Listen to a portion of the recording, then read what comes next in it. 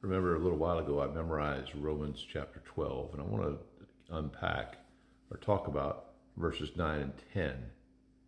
Verse 9 says, let love be without hypocrisy, detest evil, cling to what is good. Verse 10 says, love one another deeply as brothers and sisters. Take the lead in honoring one another. And I believe they're kind of combined.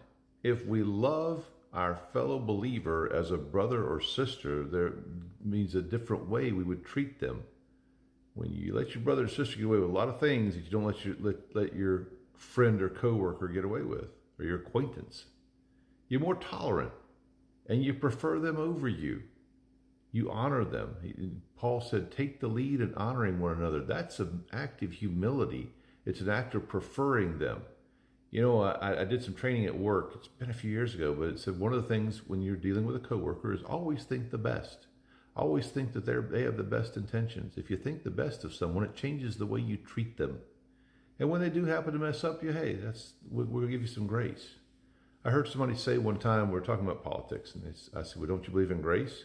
Well, when it's deserved. Well, keep in mind, grace is never deserved. It is always that giving someone what they don't deserve.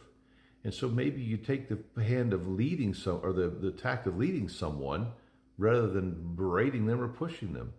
You know, we all have struggles. We all have problems. We all have things that we deal with that are difficult for us. Don't pile on a brother or sister by making it more difficult for them. So again, love one another deeply as brothers or sisters. When they hurt, you should hurt. When they're happy, you should be happy. Honor them. Let them be the one that gets the honor. Prefer them.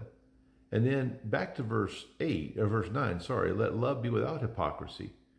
If you have something that you have against your brother, go to them and say, hey, here's what I need to talk to you about. Rather than, oh yeah, everything's fine. You get in the car and I won't tell you about them. That's not the right way to treat a brother or sister in Christ. Detest evil? Well, that would be that if someone talks about your brother or sister in Christ, that hey, I'm going to stop you right there. Cling to what is good. Kind of what Paul said in Philippians, where whatever is good, whatever is of good report, whatever is beauty, whatever is beautiful, if there be any virtue, if there be any praise, think on these things. Always think of the good parts of your brother and sister in Christ.